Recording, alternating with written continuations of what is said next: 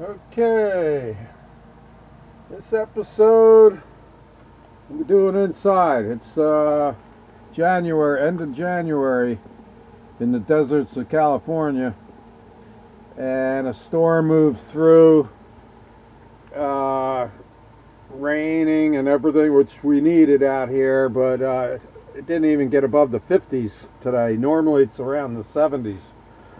So it's just super windy, 60-mile-an-hour winds, rainy and everything else. So I'm inside today. And I thought I'd do a video on the COVID. A lot of people don't want to talk about it. They want to stick their head in the ground. They don't want to talk about depressing things and stuff. So if you're that kind of person, then don't watch it. But I'm going to talk about a lot of different things that the news stations aren't really talking about. I'm finding it out on YouTube, seeing what the doctors are saying and stuff like that from all around the world.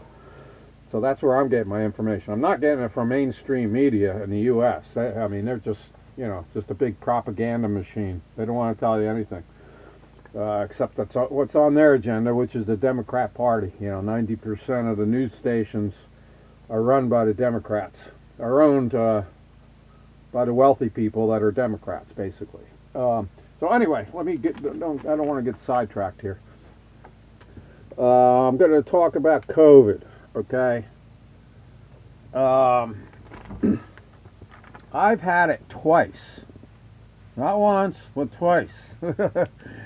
So when I was up in the Grand Canyon in September, probably the worst place I could have been in the whole country, because they get people from all over the world, all over the country, 15,000 people a day normally. So it's like the most popular national park, that in Yellowstone.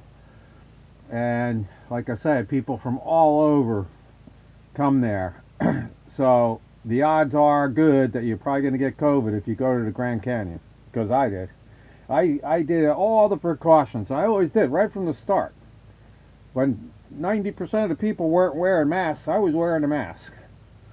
I had alcohol spray in my vehicle. I'd spray my hands down whenever I came out of a store after shopping or going into the post office. Those are your two main places where people are getting it: the post office and the grocery stores. Matter of fact, I was just in a post office here in Southern California, and the postal workers said 150,000 postal workers are sick right now at home because of COVID. We're going through a second wave, and this second wave is worse than the first wave. And what's worse is this second wave in California is a mutated form of COVID-19. It's not the same form anymore. And they've traced it back to the UK. Plane flights coming from the UK. Now, I don't know if they traced it back further, how it got to the UK. But this new strain of COVID-19 is even worse. And I can tell you firsthand why. Like I say, in September I got it, and I was sick for 3 weeks in the Grand Canyon. And I thought my antibodies would be good and I wouldn't get it again. Well, in December, the end of December, when I got down to Southern California, that mutated form, I got it again. And my antibodies did not work against this new strain of the COVID. So that's pretty serious. I'm just finally getting over it 29 days later. That's the other thing about this. This is not the flu. The flu, you're sick for a couple days, and within a week you're back to work. This COVID, when you get it, it hangs. You're sick for 3 or 4 weeks. The other thing is, it's 10 times more lethal than the flu. 10 times more people are dying of the COVID. Okay, so this mutated form in California, I felt even worse. So that's something I wanted to tell you about. You know, typical symptoms is a fever, dry cough, shortness of breath. Those are your three main symptoms. Uh, Now, in September, when I got over it, the dry cough I had never went away. That's another thing about this virus. It's causing permanent damage.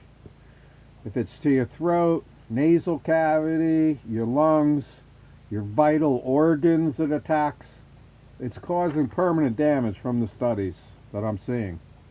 And I can guarantee you, 3 months later, I still had that dry cough, and now I got it again. And I was experiencing nosebleeds, which is basically hemorrhaging.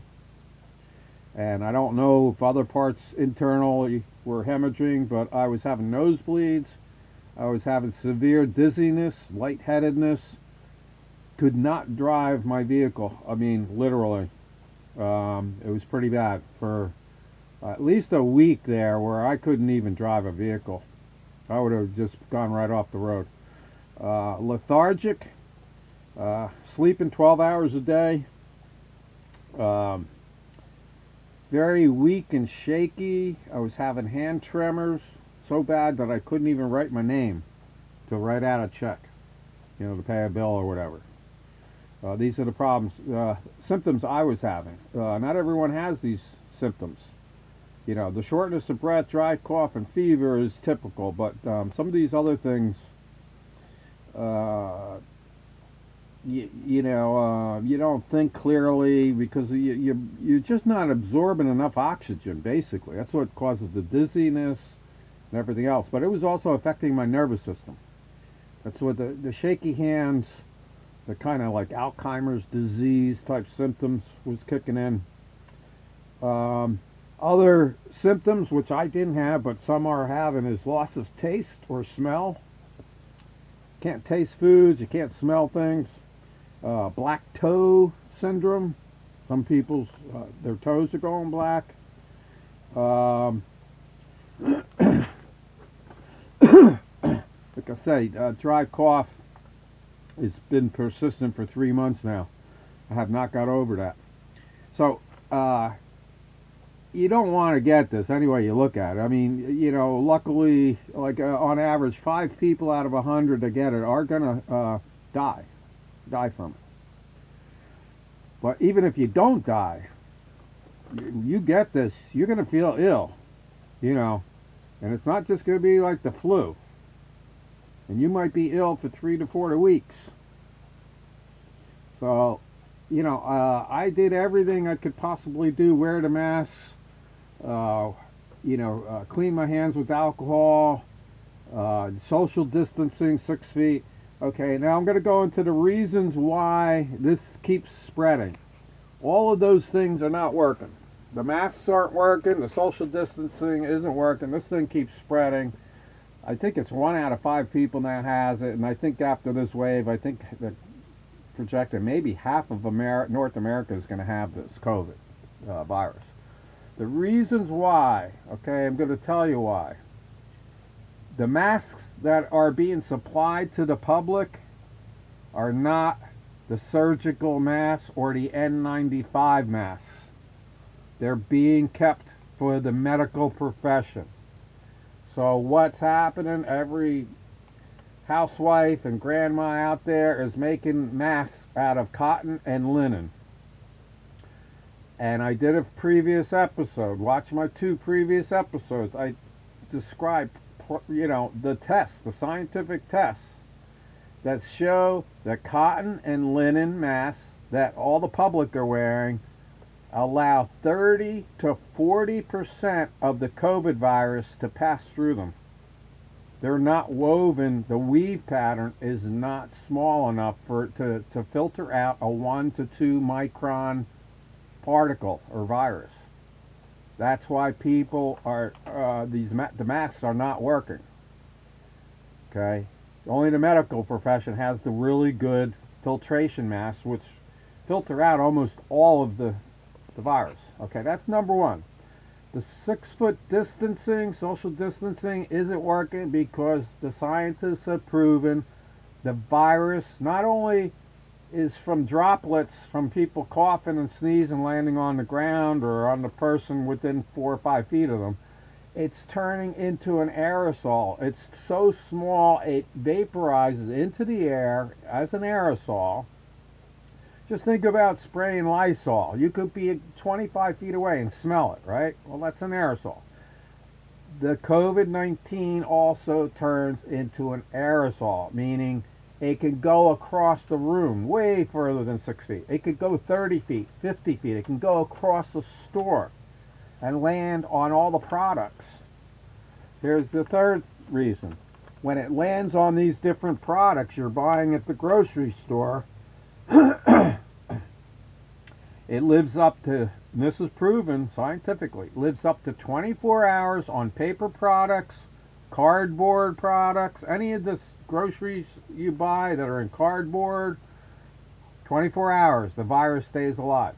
So you bring it home, you grab it, you touch it, it's on your hands, you bring it home, you take off your gloves and your mask, you touch that box again of cereal or crackers or whatever, you got it on your hands again, you touch your mouth, your nasal area or anything, you get infected.